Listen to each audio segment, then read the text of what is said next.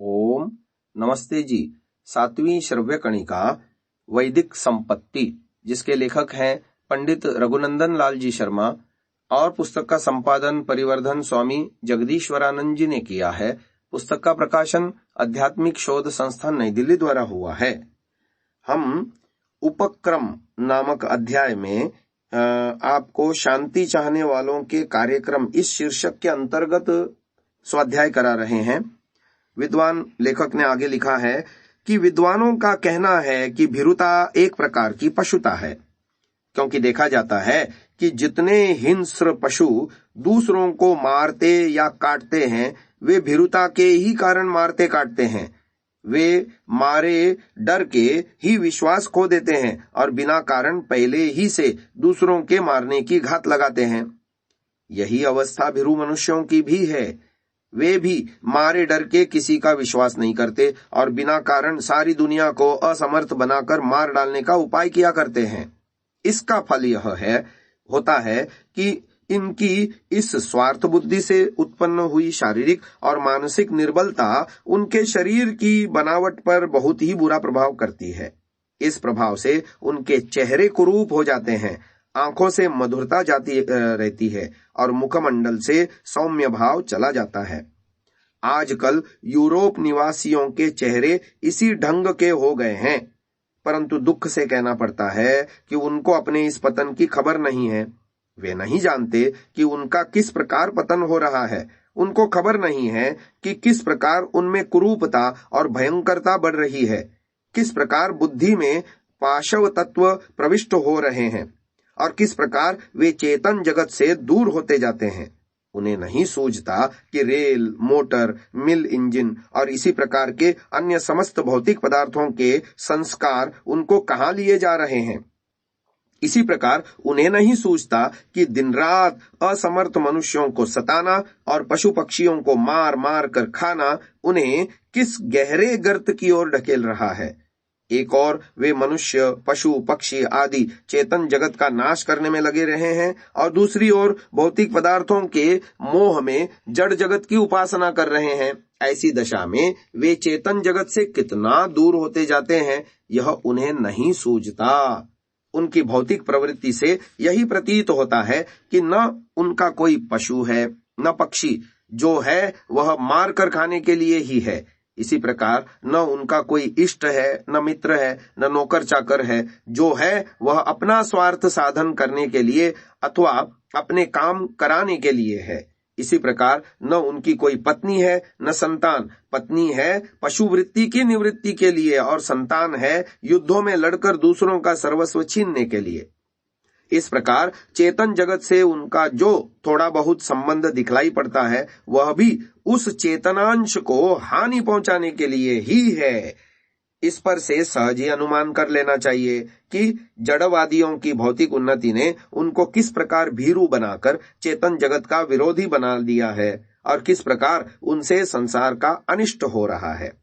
किंतु स्मरण रखना चाहिए कि चेतन जगत परमात्मा का समीपी प्यारा मित्र है। उसको जितना ही सताया जाता है उतना ही उसमें क्षोभ उत्पन्न होता है और जितना ही क्षोभ उत्पन्न होता है उतना ही लौटकर वह सताने वालों का अपकार करता है। आज संसार में जो अशांति हो रही है, कलह, लड़ाई, बीमारियां और दुष्काल हो रहे हैं, इन सब का कारण उक्त चेतन क्षोभ ही है। इसीलिए इस जड़ उपासना और चेतन अवहेलना की इस बढ़ती हुई बाढ़ से अब सहृदय पुरुष घबराने लगे हैं। यूरोप देश ही से इस बाढ़ का आरंभ हुआ था और वहीं पर इसके ताड़ने वाले भी उत्पन्न हो गए हैं। यही कारण है कि वहां के विद्वानों ने इस भौतिक उन्नति की अनिष्टता पर प्रकाश डालने के लिए अनेकों ग्रंथ और लेख लिखे हैं। उन्हीं में से जर्मन निवासी एडोल्फ जस्ट नामी विद्वान की रिटर्न टू नेचर नामी पुस्तक से हम कुछ उद्धरण उद्धृत करके दिखलाते हैं कि किस प्रकार अब यूरोप के विद्वान भौतिक उन्नति से घबराते हैं और किस प्रकार वे मनुष्य की आरंभिक रहन सहन की खोज कर रहे हैं। उद्धरणों के भावार्थ मूल में और ज्यों के त्यों वाक्य पाद टिप्पणी में है। अगला शीर्षक आ रहा है दुखों के कारण। प्रथम है, आरंभ में मनुष्य रोग, दोष, दुख, दारिद्र्य से मुक्त था। न वह पापी था न रोगी, वह विशुद्ध था और ईश्वरीय तेज उसमें विद्यमान था। दूसरा बिंदु है, वह स्वयं अपने अपराध से, स्वच्छंदता और आज्ञा भंग से पतित हुआ और संसार का स्वर्गीय सुख खो बैठा। तृतीय बिंदु है, उसने स्वयं अपनी योग्यता और उन्नति से न राज्य किया और न शासन, परंतु अपराधों की वृद्धि की, जिससे रोग, दोष, दुख, दारिद्र्यता ने आ घेरा। विषय वासना से उत्पन्न हुई दास्ता से सारी दुर्गति हो गई। ये जो आर्य भाषा हिंदी में हमने उद्धरण सुनाए, 3 बिंदु सुनाए, वो जर्मन निवासी एडोल्फ जस्ट नामी विद्वान का रिटर्न टू नेचर में दिए गए वाक्य हैं, जो वैसे के वैसे पाद टिप्पणी में दिए हैं। प्रथम वाक्य है, it must be admitted that man, the pure image of God, was in the beginning without sin and sickness, trouble and misery. द्वितीय वाक्य है, through his own fault, through misuse of the liberty and his intellect, through disobedience to God, in short, through sin, man has lost the paradise of pure, unalloyed happiness. ये introduction में बात आई थी। फिर आगे page number 298 में लिखा है तृतीय बिंदु, the self development and the abilities of man are but weak, the great conquest of civilisation are not ruling and mastering, but only subjection to sin, sickness, heat, cold, hurry, and restlessness, constantly increasing desire of luxury, pleasure, ambition, and the delusion of greatness, a sad state of slavery. चतुर्थ बिंदु बता रहे हैं, वर्तमान वैज्ञानिक अन्वेषण ने जीवित पशुओं के शरीर काट काट कर आंख, कान, हृदय, पेट आदि को निकाला। इन बेदर्द अपराधों के लिए वर्तमान विज्ञान उत्तरदायी है। At the present time scientific investigation are carried out upon living animals by cutting open the body to observe the working of the internal organs, or by taking out the eyes, removing the tongue or the stomach or the liver and subsequently replacing them. Science is guilty here of fearful cruelties which cry to heaven. पांचवा बिंदु है, विज्ञान बेदम है। भूकंप आने से पहले पशु पक्षी भाग जाते हैं, परंतु मनुष्य को पता नहीं लगता। एक बार विज्ञानवादियों का कमीशन भी कुछ पता न पा सका और भूकंप आ गया। Some years ago, when the great calamity was about to happen on the island of Martinique, the wild animals felt the sense of disaster a fortnight before it took place, and the domestic animals were restless for some days. The inhabitants instituted the scientific commission. This reported the evening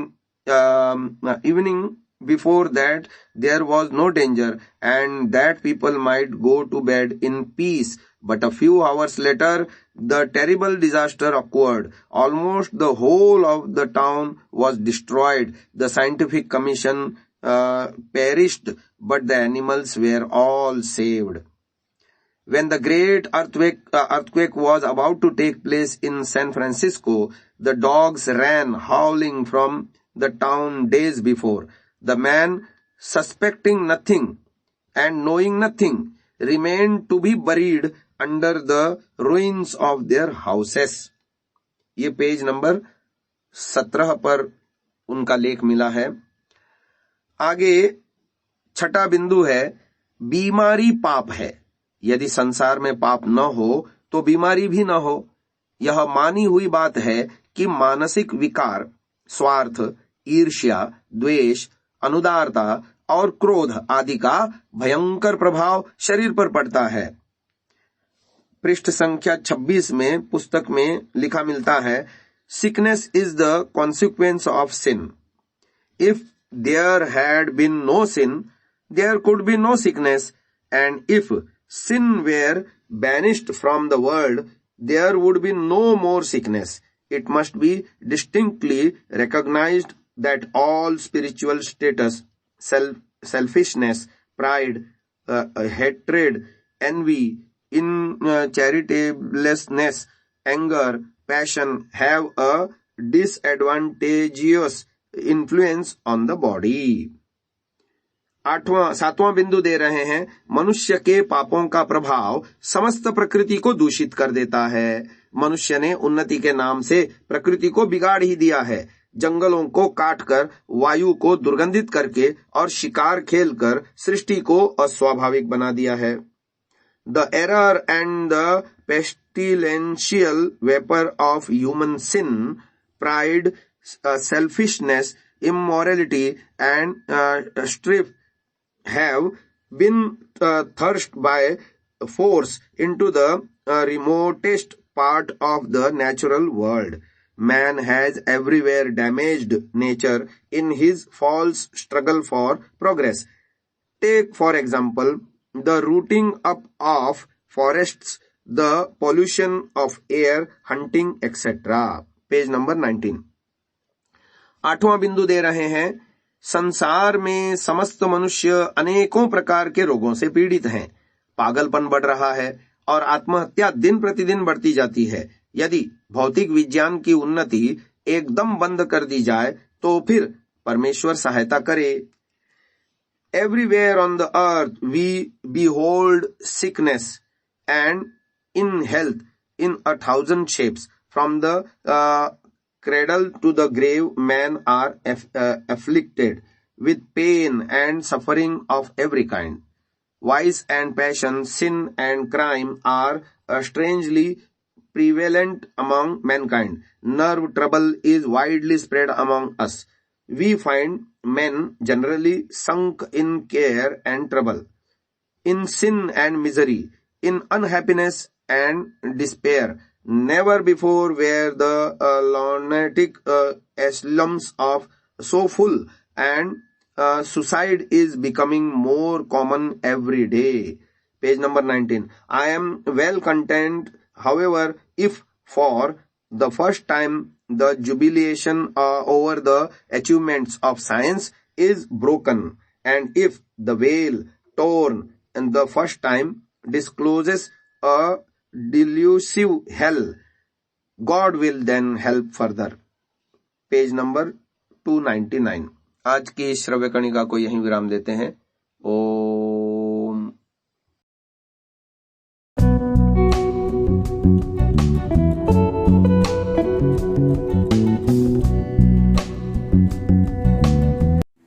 download Sansa app, R Virdal app, visit sansa.org, rvirdal.in।